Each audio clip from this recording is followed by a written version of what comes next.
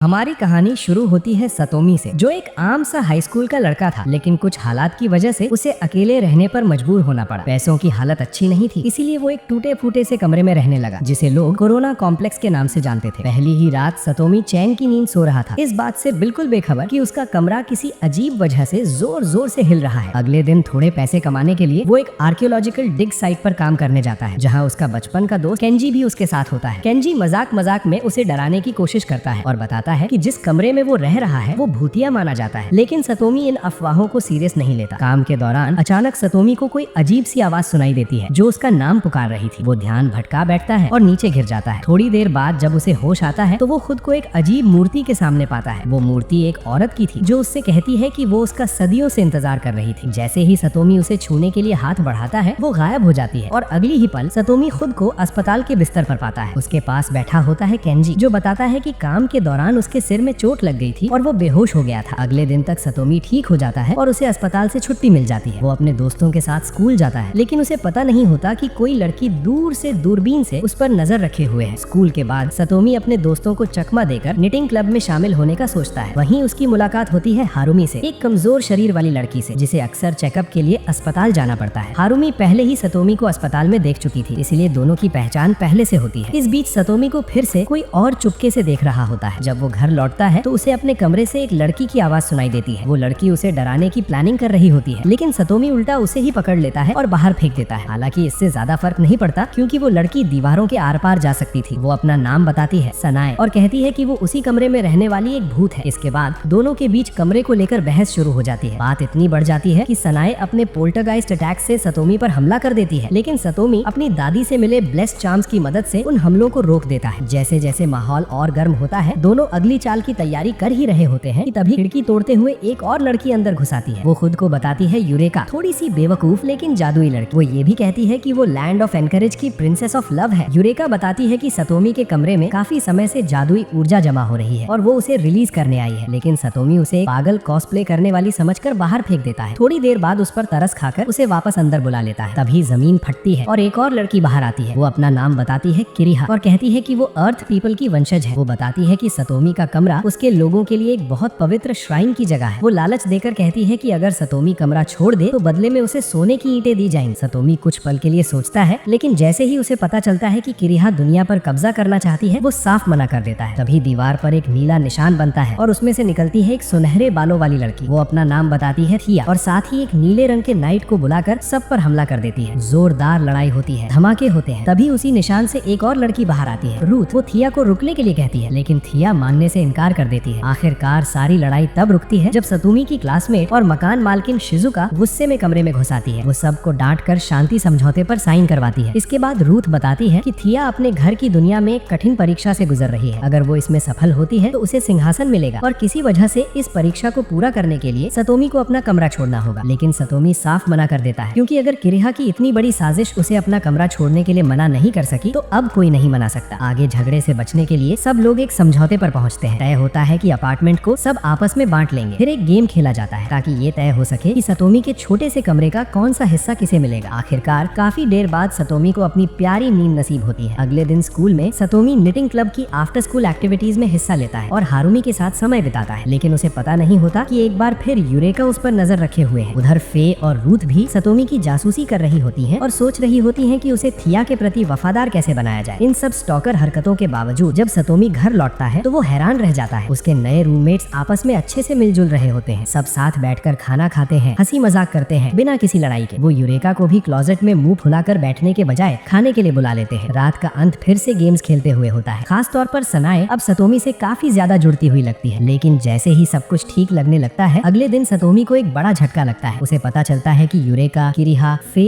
और रूथ सब उसकी क्लास में नए ट्रांसफर स्टूडेंट्स बनकर आ गए हैं। वो नॉर्मल स्टूडेंट्स का नाटक करके उसकी स्कूल लाइफ को और ज्यादा बिगाड़ने आए होते हैं। यहाँ तक कि सनाए भी स्कूल गर्ल आउटफिट पहनकर उनके साथ जुड़ जाती है। हालांकि कोई और उसे देख नहीं सकता। स्कूल के पहले ही दिन फे और रूथ लड़कों की इंटिमिडेटिंग चीयर स्क्वाड से निपटती है। उधर यूरेका कॉस्प्ले क्लब से टकरा जाती है और तुरंत रिक्रूट कर ली जाती है। घर पर रोज रोज ताश खेलने से सब ऊब जाते हैं। तभी किरिहा सुझाव देती है कि स्कूल की आने वाली मैराथन में हिस्सा लिया जाए, एक फ्रेंडली कंपटीशन की तरह। सबको ये आइडिया बहुत पसंद आता है। खास तौर पर सतोमी और फे दोनों अपने अपने दमखम दिखाने को काफी एक्साइटेड होते हैं। अगले दिन स्कूल में जब सतोमी कहता है कि उसे हारुमी की जरूरत है तो हारुमी घबरा जाती है। उसे लगता है ये कोई लव कन्फेशन है, लेकिन उसकी खुशी और हैरानी तभी खत्म हो जाती है जब उसे समझ आता है कि सतोमी बस मैराथन जीतने के लिए उसकी मदद चाहता है। उधर किरिहा ट्रैक टीम की रिप्रेजेंटेटिव बनने की ट्रेनिंग करती है और अपनी फिजिक्स को चुनौती देने वाली बॉडी को बीच में नहीं आने देती। मैराथन वाले दिन जो लड़कों की चीयर स्क्वाड पहले शांत और गंभीर लग रही थी, अचानक थिया को अपनी प्रिंसेस घोषित कर देती है और उसके लिए लॉयल्टी प्लेज करती है। वहीं यूरेका कॉस्प्ले क्लब के साथ रोती धोती एंट्री लेती है। जैसे ही रेस शुरू होती है, किरिहा सीढ़ियों पर लोगों की भीड़ लगवाकर तेजी से बढ़त बना लेती है, लेकिन थिया बॉयज सिम स्क्वाड के चीफ के कंधे लेकर उस भीड़ को पार कर जाती है। इसी दौरान सतोमी कमजोर हारुमी को उठाकर उस भीड़ के पार ले जाता है। पीछे रह जाते हैं शिजुका, केंजी और यूरेका। रेस आगे बढ़ती है। रास्ते में सतोमी को कुछ रुकावटें रोक लेती हैं। वो हारुमी से कहता है कि वो उसके बिना आगे बढ़ जाए। हारुमी मन मारकर मान जाती है, लेकिन थोड़ी ही देर में सतोमी फिर से उससे आगे निकल आता है। वो ऑब्स्टिकल कोर्स में रिया और उसके अजीब से दिखने वाले घोड़े को हराकर सबसे आगे निकल जाता है। इसी दौरान सनाए हवा में तैरते हुए सतोमी को देखती रहती है जब वो पूरी ताकत लगाकर जीतने की कोशिश कर रहा होता है। उधर हारुमी को यूरेका मिलती है जो कॉस्प्ले क्लब की जबरदस्ती मेड आउटफिट पहने लड़खड़ा रही होती है। हारुमी साथ फिनिश करने का सुझाव देती है, जिसके लिए यूरेका शुक्रगुजार होती है, लेकिन हारुमी का शरीर ज्यादा देर साथ नहीं देता। वो अचानक घुटनों के बल गिरकर बेहोश हो जाती है। मजबूरी में यूरेका को अपनी मैजिकल गर्ल पावर्स इस्तेमाल करनी पड़ती है। वो हारुमी को ठीक कर देती है और इस दौरान अपनी शक्तियां भी उसके सामने उजागर हो जाती हैं। उधर सतोमी फिनिश लाइन के पास पहुंचकर गलत फहमी में समझ लेता है कि वो जीत चुका है और वहीं तुरंत बेहोश हो जाता है। मुख्य मुकाबला बाहर हो जाने पर किरिहा और थिया पहले स्थान के लिए आपस में भिड़ने का फैसला करती है। लेकिन इसी बीच जब सबका ध्यान बटा हुआ होता है, हारुमी और यूरेका लगभग बेहोश से पड़े सतोमी को घसीटते हुए फिनिशिंग लाइन के पार पहुंचा देती हैं और इसी के साथ निटिंग क्लब और कॉस्प्ले क्लब दोनों को ही जीत मिल जाती है। इतना सब होने के बाद भी पूरी गैंग फिर से अपने रोज वाले ताश के खेल में लग जाती है, जैसे कुछ हुआ ही ना हो। कुछ समय बाद पूरे ग्रुप को एक हॉट स्प्रिंग्स रिजॉर्ट का न्योता मिलता है। सब लोग थोड़ा रिलैक्स करने के लिए जाने के लिए मान जाते हैं, लेकिन जैसे ही वो लोग उस इन में पहुंचते हैं तो ये देखकर निराश हो जाते हैं कि कमरा सतोमी के अपार्टमेंट जितना ही छोटा होता है। बीच पर लड़कियां अपने अपने स्विम सूट में सतोमी को इम्प्रेस करने की कोशिश करती हैं, लेकिन सतोमी की नजर बार बार सिर्फ हारुमी पर ही जाती है। ये देखकर बाकी लड़कियां भड़क जाती हैं। सजा के तौर पर वो सतोमी को रेत में गाड़ देती है, लेकिन तभी चश्मा और फेडोरा पहने दो अजीब से आदमी आ जाते हैं। वो खुद को डिस्कॉर्ड मॉडरेटर्स बताते हैं और लड़कियों को पकड़ने की कोशिश करते हैं, लेकिन बुरी तरह फेल हो जाते हैं। इसके बाद हॉट स्प्रिंग के वो सीन आते हैं जो यूट्यूब पर दिखाए नहीं जा सकते। फिर सब लोग सोने चले जाते हैं। रात में रूथ अचानक चौंक कर जाग जाती है क्योंकि नींद में सतोमी गलती से उसे छू लेता है, लेकिन जब पता चलता है कि सतोमी असल में लड़कियों के बारे में नहीं बल्कि बीटल्स का सपना देख रहा था तो रूथ और भी गुस्सा हो जाती है। उसे लगता है कि सतोमी को बीटल्स उससे ज्यादा पसंद है। गलतफहमी साफ होने के बाद सब फिर से सो जाते हैं। कुछ देर बाद सतोमी की मुलाकात चट्टान के किनारे किरिहा से होती है। दोनों बात कर ही रहे होते हैं कि सनाए उन्हें डराने की कोशिश करती है, लेकिन उल्टा सतोमी के गले में पड़े चार्म्स की वजह से सनाए खुद ही झटका खा जाती है। अगली सुबह इस बात पर झगड़ा हो जाता है। सनाए को लगता है कि सतोमी ये चार्म्स इसलिए पहनता है क्योंकि वो उससे नफरत करता है। रोती हुई वो वहाँ से भाग जाती है, लेकिन रास्ते में वही दो अजीब आदमी जो पहले दिन दिखे थे सनाए को पकड़ लेते हैं। वो बताते हैं कि वो गोस्ट हंटर्स हैं और सनाए को बेचकर मोटी कमाई करना चाहते हैं। उधर बाकी सब लोग बीच पर मस्ती कर रहे होते हैं और सनाए को उनकी कार में ले जाया जा रहा होता है। वहाँ उसकी मुलाकात होती है एक और गोस्ट लेडी से। वो उसे समझाती है कि कोई भी उसे बचाने नहीं आएगा क्योंकि इंसान भूतों के पास रहना नहीं चाहते। इधर सतोमी और हारुमी सनाए के अचानक गायब होने की बात करते हैं। सतोमी को उनकी साथ की मस्ती याद आती है। यही बात उसे सनाए को ढूंढने के लिए मजबूर करती है, लेकिन रास्ते में वो फिर से कॉस्प्ले क्लब को यूरेका के साथ बदतमीजी करते देखता है। वो समझदारी दिखाते हुए उन्हें अनदेखा कर देता है। कमरे में पहुंचकर सतोमी अपने सारे चार्म समेटता है और गलती से पूरा कमरा उड़ा देता है। इसके बाद बाकी लड़कियां भी उसका साथ देने का फैसला करती हैं। सब मिलकर सनाए को ढूंढने निकल पड़ते हैं। उधर गोस्ट लेडी सनाए का हौसला तोड़ती रहती है। वो बताती है कि सनाए भी एक वांटेड गोस्ट है और इंसान और भूत हमेशा के दुश्मन होते हैं। अचानक सतोमी और पूरी गैंग उस जगह पर धावा बोल देती है जहाँ सनाए को रखा गया था। भयंकर लड़ाई शुरू हो जाती है। चारों तरफ बुरी आत्माएं होती है। सतोमी सनाए को बचाने दौड़ता है, लेकिन गोस्ट लेडी बैंगड़ी आग से बनी एक डरावनी राक्षसी शक्ल ले लेती है। वो सनाए की ऊर्जा चूसकर और ताकतवर हो जाती है, लेकिन सतोमी तेज दिमाग लगाता है। वो अपने चार्म्स की चमक उस राक्षस पर डालता है, जिससे वो कुछ पल के लिए जम जाती है। इसी मौके पर सतोमी चार्म्स की शक्ति को एक सेलेस्टियल ब्लेड में बदल देता है और उसे सीधे दानव पर फेंक देता है। ब्लेड उसे ढेर कर देता है और सनाए आजाद हो जाती है। सनाए खुशी से रो पड़ती है क्योंकि उसे यकीन हो जाता है कि उसके दोस्त वाकई उसे बचाने आए थे। सबकी जिंदगी फिर से वैसी ही हो जाती है जैसी सिर्फ एनिमे में नॉर्मल मानी जाती है, लेकिन अब सनाए पहले से भी ज्यादा सतोमी से चिपकने लगती है। कुछ समय बाद सतोमी स्कूल फेस्टिवल के लिए एक प्ले तैयार करने में सबकी मदद मांगता है। सब खुशी खुशी मान जाते हैं। तभी यूरेका पूछती है कि क्या वो अपार्टमेंट में एक पेट ला सकती है, लेकिन जैसे ही पता चलता है कि वो पेट असल में एक बीटल है, सतोमी घबरा जाता है। उसे डर लगता है कि अगर रूथ को पता चला तो वो भड़क जाएगी और इसी डर में पूरा ग्रुप उस बीटल को छुपाने में लग जाता है। उस रात देर तक यूरेका, सनाए और सतोमी तीनों मिलकर स्कूल के प्ले के लिए आइडिया सोचते रहते हैं। हैरानी की बात ये होती है कि फे भी पूरी मेहनत से उनकी मदद करने की कोशिश करती है। अगले दिन स्कूल में पूरी गैंग स्कूल फेस्टिवल की तैयारी शुरू करती है। सब ये तय करते हैं कि प्ले में कौन सा रोल कौन निभाएगा। जहाँ यूरेका को एक बैकग्राउंड कैरेक्टर दिया जाता है, वहीं सतोमी को मेन लीड का रोल मिलता है। उसी शाम सतोमी और हरुमी स्कूल की छत पर बैठकर अपने अपने रोल के बारे में बात करते हैं। दोनों मानते हैं कि वो एक साथ घबराए हुए भी हैं और एक्साइटेड भी। अगले दिन थेया प्ले के प्रॉप्स से भरा एक बैग स्कूल ले आती है, लेकिन जैसे ही वो सतोमी को देखती है वो थोड़ा घबरा जाती है। उसे अपने होम वर्ल्ड के ब्लू नाइट की याद आ जाती है, जिस पर ये प्ले आधारित है। इसके बाद पूरा दिन थेया चुपचाप सतोमी को सिखाती रहती है कि ब्लू नाइट की असली भावना को कैसे अपनाना है। जैसे जैसे सतोमी उस किरदार में ढलता है, थेया का झुकाव उसकी तरफ और बढ़ता जाता है। उधर यूरेका और सनाए बीटल की देखभाल कर रही होती है, बिल्कुल इस बात से अनजान की गुस्से से भरी रूथ उन्हें लगातार देख रही है। स्कूल में जब थेया सतोमी और हरुमी को साथ में रिहर्सल करते देखती है तो उसे अपने होम वर्ल्ड की प्रिंसेस की याद आती है। उसे हरुमी में उस प्रिंसेस की झलक दिखती है और वो सोचने लगती है कि वो क्यों नहीं। इसी सोच में डूबी थेया पर अचानक एक लाइट गिरने लगती है, लेकिन ठीक वक्त पर सतोमी उसे बचा लेता है। इस घटना के बाद थेया की फीलिंग्स उसके लिए और गहरी हो जाती है। घर लौटने पर पूरी गैंग इस हालात पर चर्चा करती है। फे को लगने लगता है कि उसकी राइवल उस पर हमला करने की कोशिश कर रही है। समय के साथ रिहर्सल और ट्रेनिंग जारी रहती है। दिन के आखिर में फे और सतोमी अकेले रुककर प्रैक्टिस करते हैं। इधर हरुमी धीरे धीरे सबसे दूर होती जा रही होती है। उधर रूथ बीटल की वजह से यूरेका को अपार्टमेंट से भगा देती है, इसलिए लड़कियां यूरेका को स्कूल में छुपाने का फैसला करती हैं। रूथ का गुस्सा तभी शांत होता है जब वो सतोमी और थिया को साथ में नाचते और मजाक करते देखती है। अचानक जिम में एक अजीब सी डिस्टॉर्शन महसूस होती है। वहीं फे की राइवल क्लान दिखाई देती है, जिसके पास अर्थ से बने मटेरियल्स का एक खतरनाक हथियार होता है। फे तुरंत लड़ाई करने दौड़ती है, लेकिन सतोमी उसे रोक देता है। दोनों क्लान के हमले से बाल बाल बचते हैं। क्लान सतोमी का मजाक उड़ाती है और कहती है कि वो सिर्फ ब्लू नाइट की सस्ती नकल है। गुस्से में सतोमी उस पर हमला करता है और सब तब हैरान रह जाते हैं जब उसकी तलवार क्लान की डिफेंस को तोड़ देती है। आखिरी कोशिश में क्लान एक और हथियार बुलाती है, लेकिन किरेहा के फेमिलियर्स उसे तुरंत तबाह कर देते हैं। एक जोरदार धमाका होता है, जिसका फायदा उठाकर क्लान भाग निकलती है, लेकिन वो सीधे जैनिटर्स क्लोजेट में जा गिरती है, जहाँ यूरेका छुपी होती है। यूरेका उस पर गिर पड़ती है और गलती से उसे बेहोश कर देती है। अगले दिन सतोमी और उसके दोस्त स्कूल फेस्टिवल में प्ले परफॉर्म करते हैं। इस बार सब कुछ बिल्कुल सही चलता है, लेकिन कहानी यहीं खत्म नहीं होती। कहीं और एक रहस्यमयी लड़की जादू से एक विशाल चट्टान उठाकर उसे 2 हिस्सों में तोड़ देती है। वो बड़बड़ाती है कि यूरेका का अंत अब करीब है। अगले दिन स्कूल में ये रहस्यमयी लड़की माकी के रूप में सामने आती है। वो एक नई ट्रांसफर स्टूडेंट होती है। यूरेका उसे देखते ही पहचान लेती है और खुशी से गले लगा लेती है। वो सबको बताती है कि माकी एक ईवल मैजिकल गर्ल है जो सतोमी का कमरा हथियाना चाहती है। उसी दिन बाद में दोनों आमने सामने होती है। माकी साफ कहती है कि वो यूरेका को पूरी तरह खत्म करना चाहती है। थोड़ी नोकझोंक के बाद माकी जानबूझकर यूरेका को चढ़ाने के लिए कॉस्प्ले क्लब ज्वाइन कर लेती है। कुछ देर बाद हरुमी यूरेका को अलग ले जाती है। वो बताती है कि वो सतोमी के और करीब जाना चाहती है, लेकिन अपनी इनसिक्योरिटीज की वजह से ऐसा कर नहीं पा रही। इस पर यूरेका सलाह देती है कि हरुमी को सतोमी के साथ एक फ्रेंडली डेट पर जाना चाहिए। जब यूरेका घर लौटती है तो वो चौंक जाती है। सतोमी ने माकी को अपने घर में आने दिया होता है। यूरेका घबराकर सतोमी को समझाने लगती है कि माकी कितनी खतरनाक है, लेकिन बार बार होने वाली अजीब हरकतों और गड़बड़ियों की वजह से यूरेका अपनी बात पूरी ही नहीं कर पाती और परेशान होकर वहाँ से भाग जाती है। अगले दिन हैरानी की बात ये होती है कि यूरेका स्कूल नहीं आती, बल्कि वो अपनी मैजिकल गर्ल वाली ड्रेस पहनकर सीधे माकी से लड़ने निकल जाती है। जब ये बात सनाए और सतोमी को पता चलती है तो दोनों तुरंत उस इमारत की तरफ भागते हैं जहाँ ये लड़ाई चल रही होती है। जैसे ही वो वहाँ पहुँचते हैं, अचानक हरुमी सामने आती है। तभी माकी खुलासा करती है कि उसने हरुमी के शरीर पर कब्जा कर लिया था ताकि उसे एक तरह के बदले या दबाव की तरह इस्तेमाल कर सके और सतोमी बीच में न आए। लेकिन तभी माकी हरुमी की तरफ आग का गोला फेंकती है और उसी पल यूरेका आगे कूद जाती है और पूरा हमला खुद पर झेल लेती है। सतोमी तुरंत यूरेका की हालत देखने लगता है। तभी सबके सामने हरुमी अचानक बदल जाती है। उसके बाल सफेद हो जाते हैं और उसके अंदर जादुई ताकत जाग जाती है। पूरा ग्रुप हक्का बक्का रह जाता है जब हरुमी ब्लू नाइट की तलवार सतोमी के लिए बुलाती है। वो बिना वक्त गवाए यूरेका को भी ठीक कर देती है। सतोमी तलवार पकड़ता है और सीधे माकी से भिड़ जाता है। दोनों के बीच जबरदस्त टक्कर होती है, लेकिन आखिरकार माकी वहाँ से भाग निकलती है और सतोमी के अपार्टमेंट की ओर चली जाती है। थोड़ी देर बाद हरुमी होश में आती है, लेकिन उसे कुछ भी याद नहीं रहता कि अभी अभी क्या हुआ या वो यहाँ कैसे पहुंची। उधर स्कूल में जब लड़कियां सतोमी और बाकी सबको कहीं नहीं ढूंढ पाती तो सब परेशान हो जाती है। इसी बेचैनी के बीच किया के दिमाग में सतोमी को चूमने का ख्याल आ जाता है और ये सोचते ही वो खुद पर ही शर्मिंदा हो जाती है। उसी वक्त माँ की सतोमी के कमरे में पहुंच जाती है और वहाँ जमा भारी मात्रा की जादुई शक्ति अपने काबू में करने की तैयारी करने लगती है। इधर यूरेका सबको अपने अतीत के बारे में बताती है। वो कहती है कि माकी की ऑर्गेनाइजेशन ने उसे कभी बंधक बना लिया था, लेकिन उसके मेंटर ने अपनी सारी जादुई शक्ति कुर्बान करके उसे बचाया था और उसी के बदले यूरेका उनकी सक्सेसर बनी। जब पूरा ग्रुप आखिरकार अपार्टमेंट लौटता है तो वहाँ माकी को पाता है और फिर से जोरदार लड़ाई शुरू हो जाती है। इस बार फे और किरिहा भी लड़ाई में शामिल हो जाती है। यूरेका और सतोमी अब साथ साथ लड़ते हैं। सतोमी माकी के हमलों से बचाव करता है, जबकि यूरेका आगे बढ़कर हमला करती है। धीरे धीरे पूरा ग्रुप माकी पर भारी पड़ने लगता है। आखिरी बार शिजुका करती है जब वो वहाँ पहुँचती है और अपार्टमेंट की हालत देखती है। हार मानने को तैयार ना होकर माकी अपनी बची खुची जादू से वहाँ से गायब हो जाती है। सब कुछ शांत हो जाता है और हालात फिर से सामान्य हो जाते हैं। अब सतोमी और हरुमी आखिरकार एक फ्रेंडली डेट पर जा पाते हैं। उनके साथ यूरेका और केंजी भी होते हैं पूरा सपोर्ट देने के लिए। डेट के बाद जब सब सो रहे होते हैं, किरिहा अपने चीफ इन कमांड से बात करती है। वो लोग सतोमी का कमरा जबरदस्ती लेने की योजना बताते हैं, लेकिन किरिहा इस प्लान को ठुकरा देती है और कहती कहती है कि जोर जबरदस्ती की कोई जरूरत नहीं है। अगले दिन सतोमी और किरिहा पूरा दिन साथ घूमते हैं। आखिर में दोनों एक बेंच पर बैठकर अपनी पसंद और रुचियों पर बात करते हैं। सतोमी कहता है कि शुरुआत में किरिहा काफी डरावनी लगी, लेकिन अब उसे लगता है कि वो इतनी अच्छी है कि अर्थ पर हमला कभी कर ही नहीं सकती। ये सुनकर किरिहा सतोमी से डेट पर चलने को कहती है। अगले वीकेंड दोनों कार्निवल में साथ बिताते हैं, जबकि बाकी लड़कियां छुप छुप कर उनका पीछा कर रही होती हैं। कुछ समय बाद स्कूल में सब क्रिसमस के बारे में बातें करते हैं और ये हर किसी के लिए कुछ खास मायने रखता है, खासकर सतोमी के लिए। स्कूल के बाद सतोमी एक बेकरी में जॉब करने लगता है और हॉलीडेज के फ्लायर्स बांटता है। अगले दिन जब वो घर लौटता है तो हैरान रह जाता है। लड़कियों ने उसके लिए एक सरप्राइज पार्टी रखी होती है। ये सब उसके लिए धन्यवाद दिखाने के लिए होता है जो उसने उनके लिए किया था। पार्टी के बाद सतोमी और हरुमी साथ टहलने जाते हैं। तोहफे में सतोमी उसे वो स्कार्फ देता है जो उसने क्लब के पहले दिन बुना था। अचानक हरुमी बदल जाती है और थिया के होम वर्ल्ड की प्रिंसेस बन जाती है। वो सतोमी को एक तलवार देती है शुक्रिया के निशान के तौर पर। सतोमी उसे खुशी खुशी स्वीकार करता है और इसी के साथ छोटे से अपार्टमेंट में खुशी से भरी हुई और बिना किसी नई गड़बड़ी के पूरी गैंग अपना हॉलिडे सीजन खत्म करती है। वीडियो देखने के लिए आप सभी का बहुत बहुत धन्यवाद।